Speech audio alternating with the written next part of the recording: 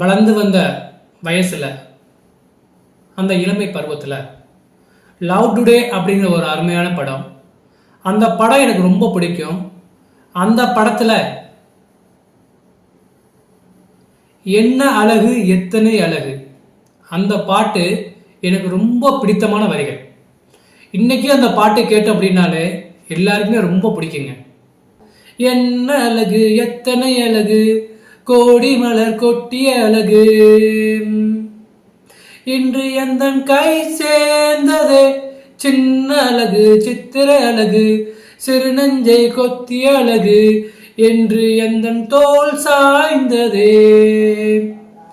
இந்த பாட்டு எப்படி பிடிக்குமோ அதுபோல நம்மளுடைய உடம்புலையும் ஒவ்வொரு உறுப்புகள் எத்தனையோ அழகுகள் இருக்கின்றது. ஒவ்வொன்றுக்கும் சொல்லணும் அப்படின்னா சொல்லி சொல்லி போய்கிட்டே இருக்கலாம். அவ்வளவு ஒரு அழகு. நம்ம உடம்பு இயற்கையாக கிடைச்சதுனால நமக்கு அதனுடைய பலன் தெரியல. ஒரு தலைமுடி, உதடு, கன்னம், காது, மூக்கு, கை, கால், இவை ஒவ்வொன்றுக்கும் ஒவ்வொரு அழகு இருக்கு. நம்ம அதை ரசிச்சு வாழ்ந்தோம் அப்படின்னாலே நம்மளுடைய உடல்நலம் ஆரோக்கியமா இருக்குங்க. நமது கண்களுக்கு எப்பவுமே ஒரு கருணை அழகுங்க. நம்ம கை இருக்குல்ல, கைக்கு எப்பவுமே உதவிங்க. அதாவது நிறைய பேருக்கு நல்ல வசதியா இருப்பாங்க, அந்த உதவி செய்யணுங்கிற ஒரு எண்ணமே வராதுங்க. முன்னோர்கள் சொல்லுவாங்க, வலது கையில கொடுக்கறது இடது கைக்கு தெரியாம உதவி பண்ணணும் அப்படின்னு. அதுக்காண்டி தான் சொல்றது, நம்ம கைக்கு எப்பவுமே உதவி அழகுங்க. நம்ம கால்களுக்கு எப்பவுமே நேர்வழி ரொம்ப முக்கியங்க. இப்ப நம்ம வாழ்றதுக்கு எப்படி வேணாலும் வாழலாங்கிறத தாண்டி இப்படித்தான் போகணும் அப்படிங்கிற ஒரு குறிக்கோள் வச்சுக்கிட்டு அதன் வழியில் நம்ம நடந்து போனோம் அப்படின்னா இந்த காலுக்கு ஒரு அழகு. நம்ம கால் தவறி நடந்தோம் அப்படின்னா நம்முடைய எதிர்காலம் எப்படி இருக்குங்கிறதே யூகிக்க முடியாது. ஸோ நம்ம நேர்மையான வழியில் நேர்மையான பாதையில் போனோம் அப்படின்னாலே இந்த காலுக்கு அழகுங்க. நம்ம காது இருக்குல்ல, நம்ம காது எப்பவுமே நல்ல விஷயத்தை மட்டும் தான் அப்சர்வ் பண்ணணும். நல்ல விஷயம் கெட்ட விஷயம் எப்படி இருந்தாலும் சரி, நமக்கு எதுன்னு தெரியாது. எது நல்ல விஷயம் எது கெட்ட விஷயம் நமக்கு தெரியாது.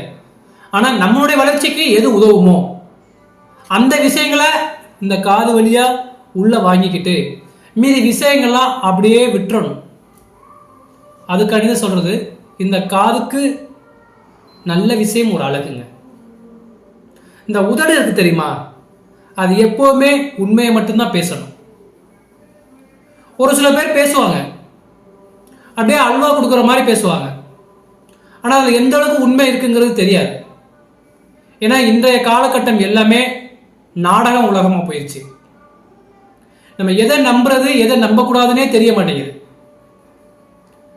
நாம எதுக்கும், ஏன்னா நம்மளை சுற்றி இருக்கிறது எல்லாமே ஒரு நாடகமாக தான் போய்கிட்டு இருக்கு. அப்ப நம்ம அதுக்கு ஈடு கொடுத்து நம்ம வளர்ச்சி அடையணும் அப்படின்னா மற்றவங்களை பற்றி நம்ம எதிர்பார்க்க கூடாது. நாம எப்பவுமே உண்மையா இருப்போம். நம்ம தலை இருக்கு தெரியுமா, அந்த தலை ஒரு சிலர் வெற்றி அடைஞ்சிட்டா அதனுடைய மண்டகணன்னு சொல்லுவாங்க, அது ஒரு மாதிரி போகும். அப்ப வெற்றி கிடைக்கல நம்ம கண்டிப்பா பணிவு தேவை. ரொம்ப திமிரா ரொம்ப அகங்காரமா அப்படி நம்ம இருக்கக்கூடாது. எப்பவுமே வெற்றி அடைஞ்சாலும் சரி தோல்வி அடைஞ்சாலும் சரி நம்ம எப்பவுமே தலைவனுங்கிறது தப்பே கிடையாது. அப்ப தலைக்கு பணிவு அழகு. நமது மனசு இருக்கு தெரியுமா, நமது மனசுக்கு அன்பு ஒரு அழகுங்க. எத்தனை பேர்ட்ட இருக்குன்னு தெரியல, ஆனா எல்லார்கிட்டையுமே அன்பு இருக்கு. ஆனா அந்த அன்பை வெளிக்காட்டுற விதங்கள்ல தான் இப்ப வித்தியாசங்கள் நிறைய இருக்கு. ஸோ நம்ம மனசுக்கு எப்பவுமே அன்பு ரொம்ப ரொம்ப முக்கியங்க. இது மனித குலத்திற்கு கிடைத்த ஒரு வரப்பிரசாதம். நகை இருக்கு தெரியுமா, நகத்திற்கு எப்போவுமே சுத்தமாக இருக்கணும். அதுதான் அழகு. இப்போ இன்னைக்கெல்லாம் யங்கர்ஸ் நிறைய பேர் பார்த்தீங்க அப்படின்னா அப்படியே நெட்டுக்கு வளர்ந்து நிற்கும். எல்லா விரலையும் பார்த்தா அப்படியே வளர்ந்து நிற்கும். அப்படியே அதில் சுத்தமும் இருக்காது. அது அவங்களுக்கு அது அழகா இருக்கலாம். ஆனால் மற்றவங்களுடைய பார்வையில் அது எப்படி இருக்கும்னா, நம்மள அறியாமல் ஏதோ ஒரு இன்சிடென்ட் நடக்கும். ஸோ நகத்துக்கு எப்போவுமே சுத்தம்தாங்க அழகு.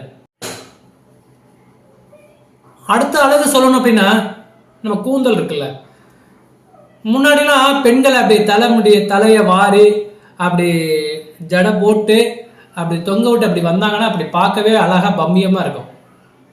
இன்னைக்கு நல்லா இருக்காங்க.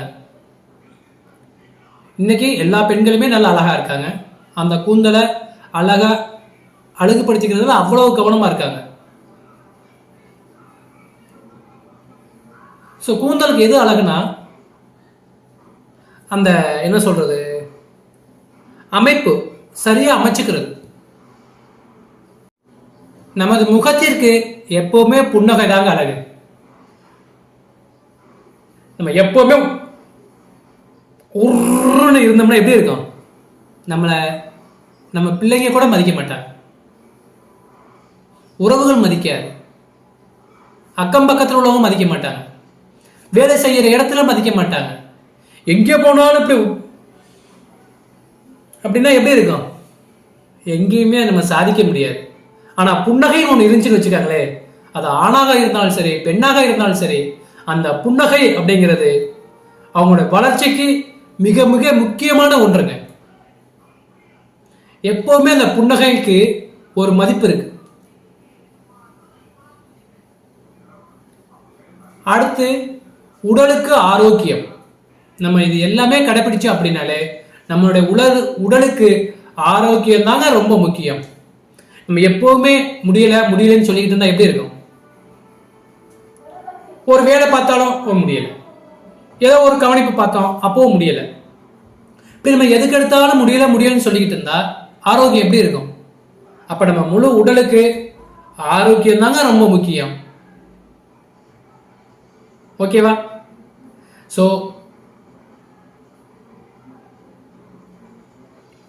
என்ன அழகு, எத்தனை அழகு அப்படிங்கிறதுல நம்ம உடம்புல இவ்வளவு முக்கியத்துவங்கள் இருக்கு. நம்ம ஒவ்வொரு உறுப்புகளையும் கவனிச்சு பார்த்தோம் அப்படின்னா அவ்வளவு அழகுகள் உள்ள விஷயங்கள் இருக்கு. அதை நம்ம தான் சரியான முறையில் பயன்படுத்தி நல்ல விதமா நம்ம வாழ்க்கையை அமைச்சுக்கணும். இப்ப சுருக்கமா சொல்லணும் அப்படின்னா, என்ன அழகு, எத்தனை அழகு நம் உடம்புல முக்கியமா சொல்லணும்னா ஒரு 10 விஷயங்கள் இருக்கு. நம்ம கண்களுக்கு கருணை அழகு, நம்ம கைக்கு உதவி அழகு, நம்ம கால்களுக்கு நேர்வழி அழகு, நம்ம காதுகளுக்கு நல்ல விஷயம் அழகு, உதட்டிற்கு உண்மை அழகு, நம்ம தலைக்கு பணிவு அழகு, மனதிற்கு அன்பு அழகு, நகத்திற்கு சுத்தம் அழகு, கூந்தலுக்கு அமைப்பு அழகு, முகத்திற்கு புன்னகை அழகு, நம்ம உடல் நலத்திற்கு ஆரோக்கியம் அழகு. இப்படி நம்ம அழகை நம்ம உடம்புல சொல்லிக்கிட்டே போகலாம்.